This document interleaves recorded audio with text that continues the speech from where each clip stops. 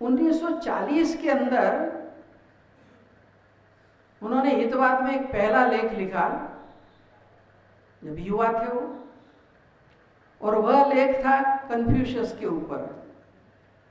चीन का जो एक विचारक हुआ और उनका जो अंतिम ग्रंथ जीवन के हुआ वह डॉक्टर आम्बेडकर और सामाजिक क्रांति। एक नए दृष्टिकोण से उन्होंने, क्योंकि आम्बेडकर जी के साथ अंतिम 4-5 वर्षों के अंदर उनके सहवास का, संवाद का उनको अवसर मिला,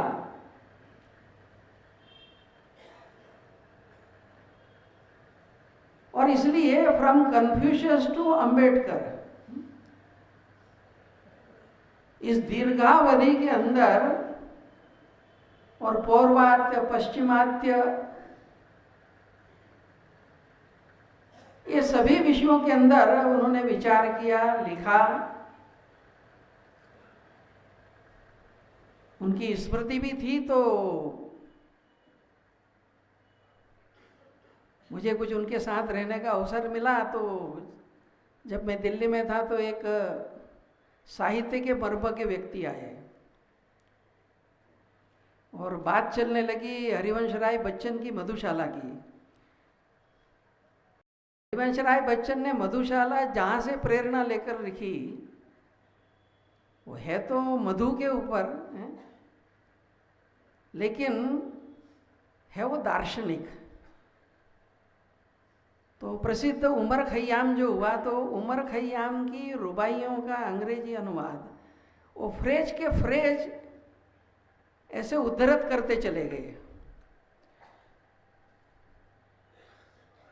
एक दिन रात मजदूरों में रहने वाला, मजदूरों के बीच में भाषण करने वाला, जिंदाबाद, मुर्दाबाद, मांगे आदि।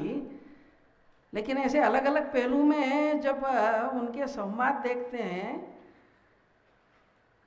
तो आश्चर्य लगता था कि कितनी व्यापक परिधि है।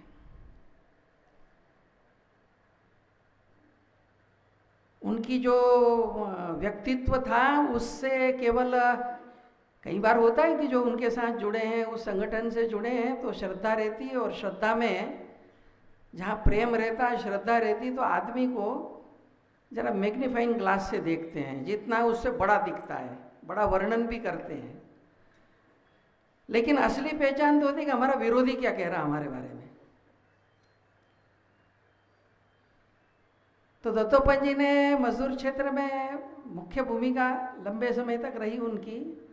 तो मजदूर क्षेत्र में जो अपोजिट संगठन थे, और वास्तव में मजदूर आंदोलन जहाँ से प्रारंभ हुआ, कम्युनिस्ट यूनियंस, दत्तोपंत जी के देहावसान के बाद श्रद्धांजलि में उन लोगों ने क्या कहा।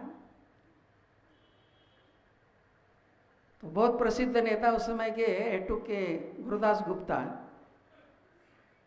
तो गुरुदास गुप्ता ने कहा कि he was the tallest leader of Indian labour union movement. जितने नेता हुए उस समय के, उसमें एक वो टॉलेस्ट लीडर थे। और उससे भी बड़ी बात सीटू के पाध्य ने कही।